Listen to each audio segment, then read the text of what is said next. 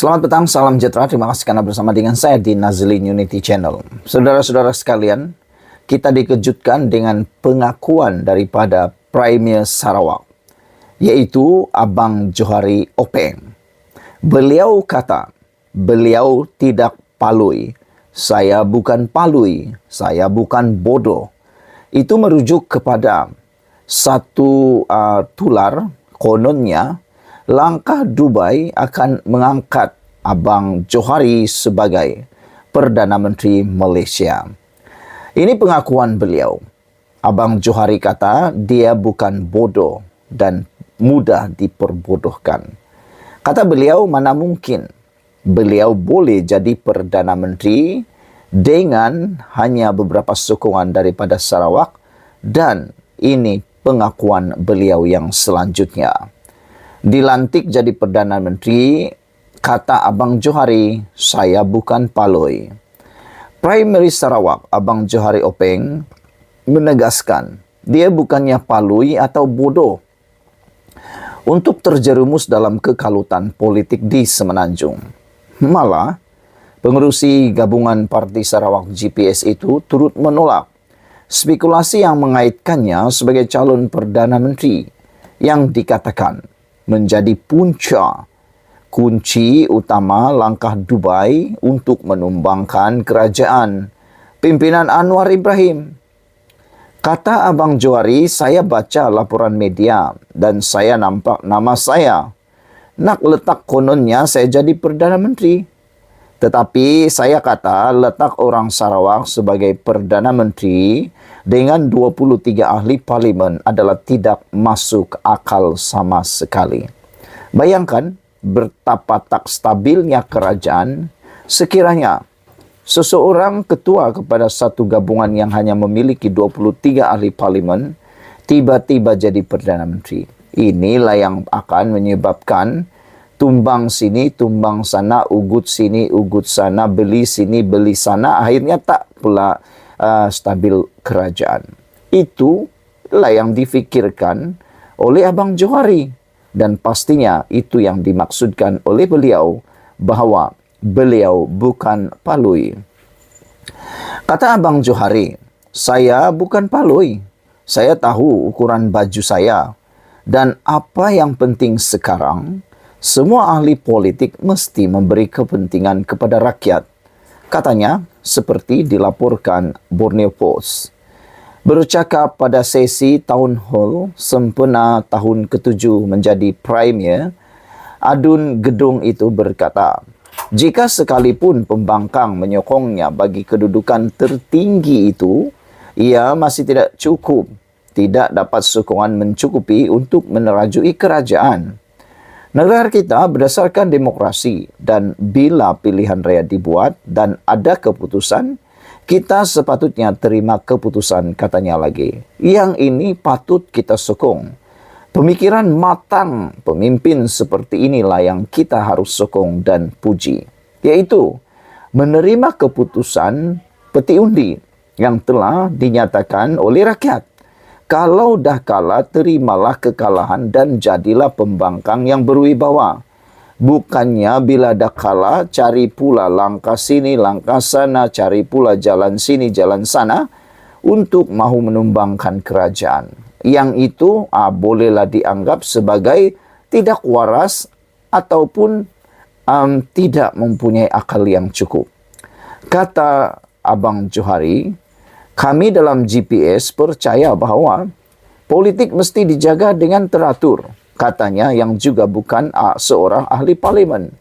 Yang ini pun sudah kita ketahui bagaimana seorang ahli politik yang bukan ahli parlimen boleh diangkat jadi Perdana Menteri.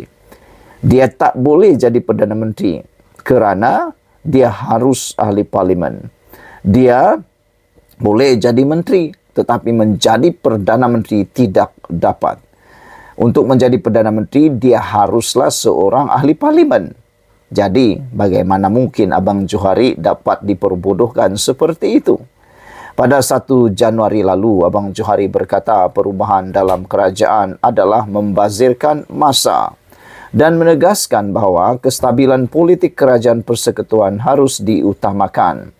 Kita bersaing dengan negara jiran untuk menarik pelaburan asing, tetapi jika Malaysia berada dalam krisis politik, siapa yang mahu melabur dalam negara, katanya. Terdahulu dilaporkan pembangkang didakwa menawarkan jawatan Perdana Menteri kepada Parti Pusaka Bumi Putera Bersatu PBB yang merupakan komponen utama GPS sebagai langkah sebahagian daripada langkah Dubai. Sarawak juga didakwa dijanjikan autonomi yang lebih besar, termasuk autonomi sehingga 20% royalti hasil minyak untuk negeri itu jika GPS menarik balik sokongan terhadap Anwar Ibrahim. Syukurlah, kita bersyukur kerana pemimpin daripada GPS amat luar biasa. Hebat, berintegriti. Sekian dulu untuk kali ini. Jangan lupa tinggalkan komen anda, tekan butang subscribe. Malaysia kita punya, kita jaga sama-sama, cintai Malaysiaku. Bye-bye. Selamat petang, salam sejahtera. Terima kasih kerana bersama dengan saya di Nazilin Unity Channel. Saudara-saudara sekalian, petang ini kita digemparkan dengan satu lagi berita yang pastinya melibatkan Daim Zainuddin. Ini melibatkan tentang kekayaan beliau yang telah didedahkan sebelum ini pun sudah terlalu banyak, dan pengakuan Daim Zainuddin juga mengatakan beliau adalah memiliki aset cair yang sangat banyak, berpuluh bilion kalau dia masih lagi berniaga. Namun demikian, yang lebih mengejutkan kita ialah apabila netizen mula sedar dan mula tahu bahawa memang Daim Zainuddin ini begitu kayanya, luar biasa. Hari ini digemparkan pula Malaysia dengan siasatan yang telah pun diperluaskan ke atas Daim Zainuddin.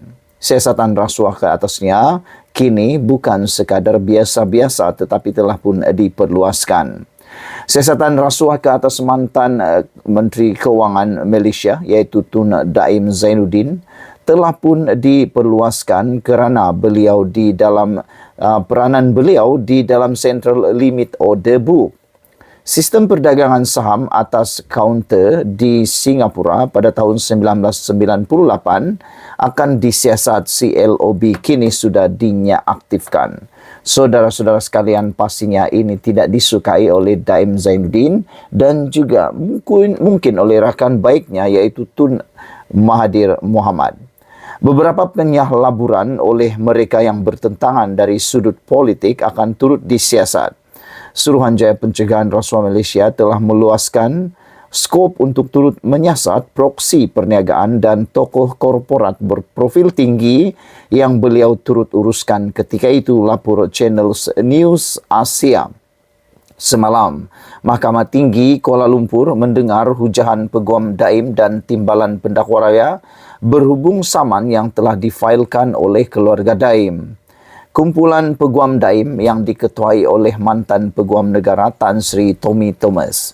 Mereka mahu mahkamah mengarahkan SPRM menghentikan siasatan, membatalkan penyertaan Menara Ilham dan memulangkan semua dokumen dan bahan yang telah disita dalam siasatan SPRM.